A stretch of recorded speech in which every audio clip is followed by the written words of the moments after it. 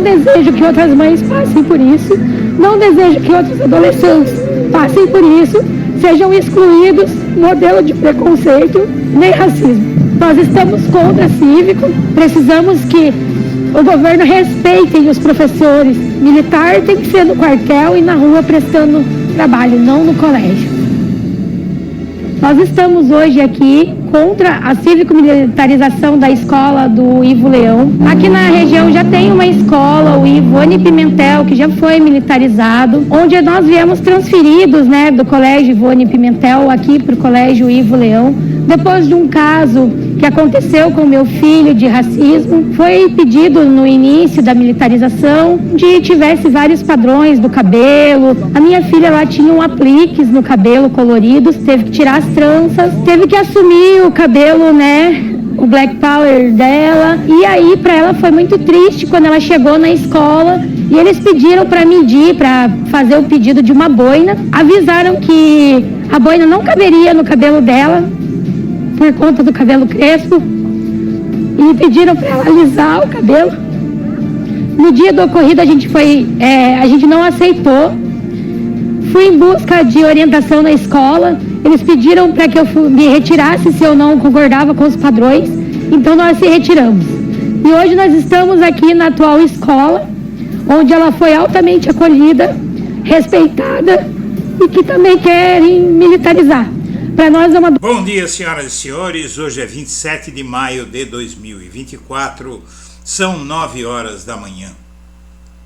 A história das escolas cívico-militares no Brasil. O governo bolsonarista vai gastar com 100 escolas militares o que daria para construir 1000 escolas comuns. Escolas cheias de racismo e uma história infame que você vai conhecer agora. Antes de prosseguir, eu quero pedir a você que acompanha o Blog da Cidadania que se inscreva no canal, curta e compartilhe os nossos vídeos, acione o sininho das notificações, que assim você nos ajuda a fazer o nosso trabalho.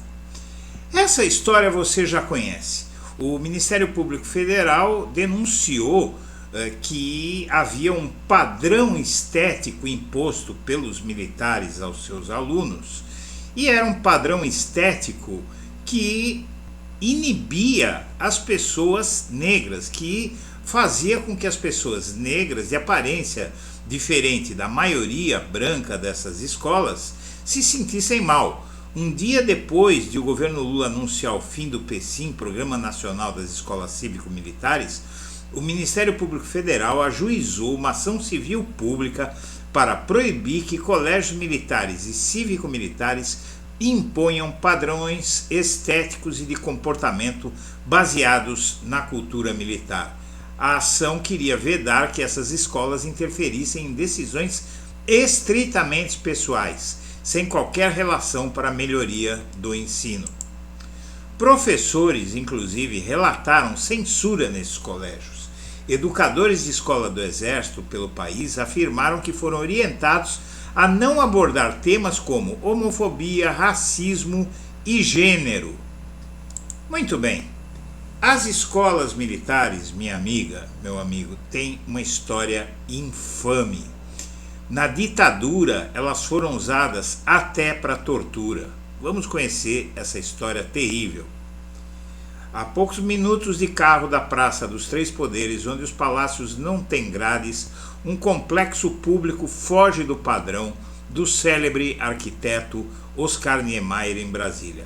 Quem passa em volta da área equivalente a 29 campos de futebol logo se depara com arames farpados, um portão construído antes mesmo da entrada principal, dezenas de cones e homens com uniforme camuflado abaixo de letras garrafais: Colégio Militar de Brasília, onde 3.000 crianças e adolescentes são alertados sobre a vocação para a carreira militar, antes de se tornarem alunos.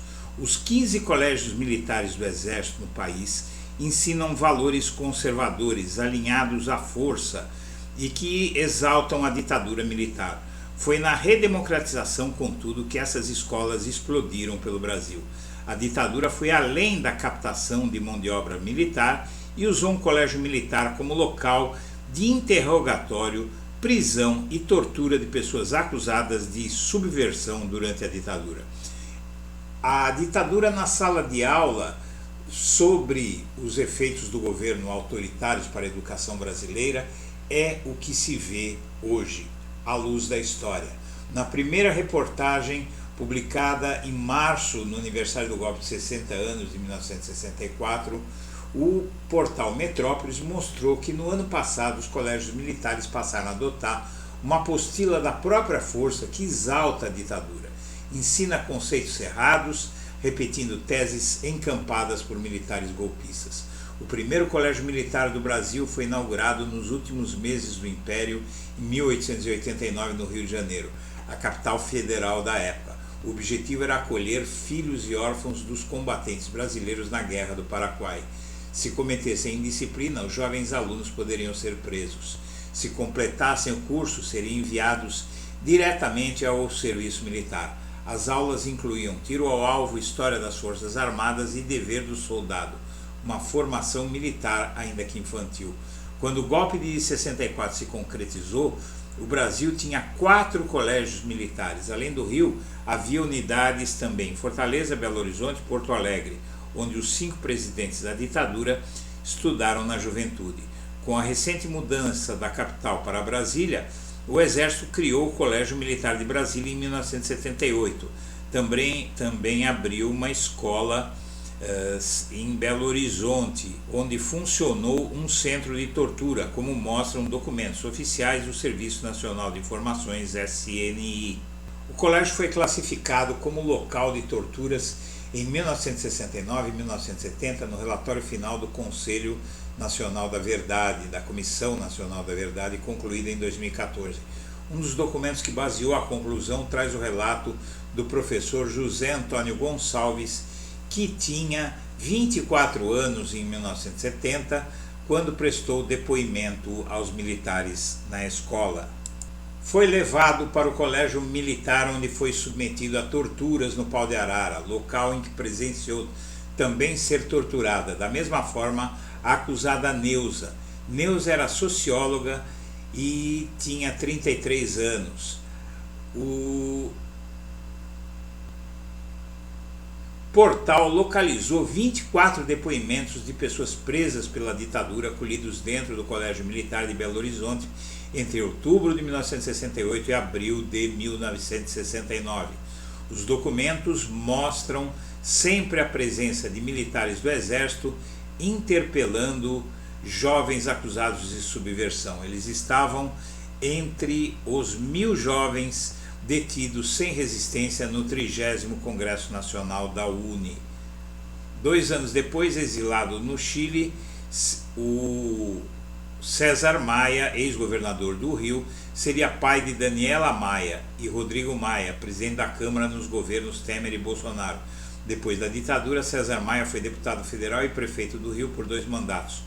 Hoje é vereador na cidade. Outro interrogado no colégio foi Edson Gonçalves, também aos 23 anos, que também foi deputado federal e prefeito de Teófilo Otoni, em Minas Gerais.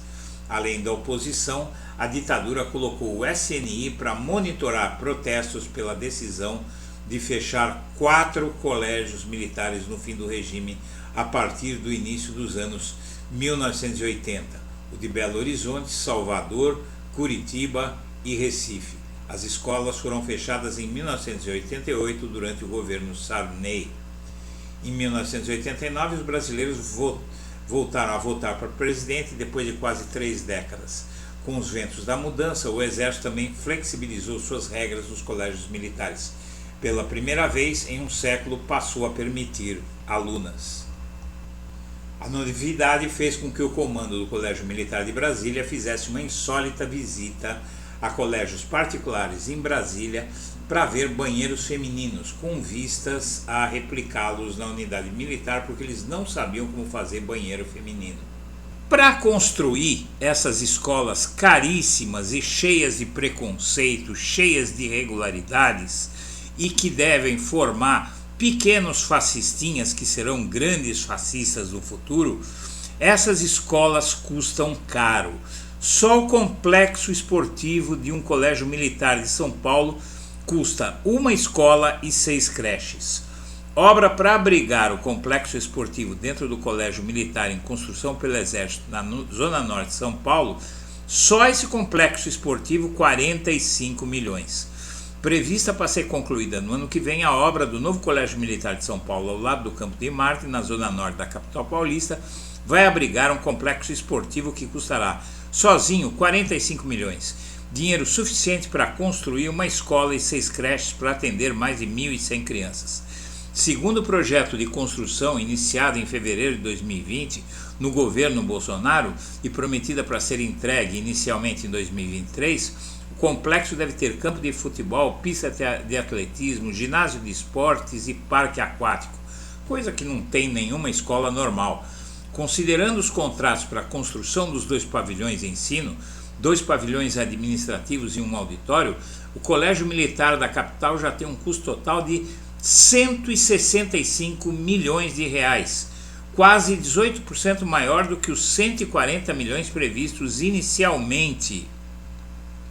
Para efeito comparativo, a Escola Municipal Infantil EMEI Jorge Jones, no Itaim Paulista, zona leste da cidade, que deve ser entregue nos próximos dias para atender 230 crianças, está orçado em 12,3 milhões. Já o preço das 22 creches entregues pela Prefeitura desde o ano passado foi de cerca de 5 milhões. Quantos desses dava para construir com o preço dessas escolas militares? Dava para resolver o problema de creches e de escolas de educação infantil em São Paulo. Mantido pelo Exército, o Colégio Militar tem cerca de 400 alunos e atualmente funciona no mesmo quartel que abriga o Centro de Preparação de Oficiais da reserva da instituição. O Exército foi questionado na sexta-feira passada sobre o custo da obra no novo Colégio Militar de São Paulo, mas eles não se dignaram a responder. Senhoras e senhores, eu agradeço a atenção e deixo meu abraço para todo mundo.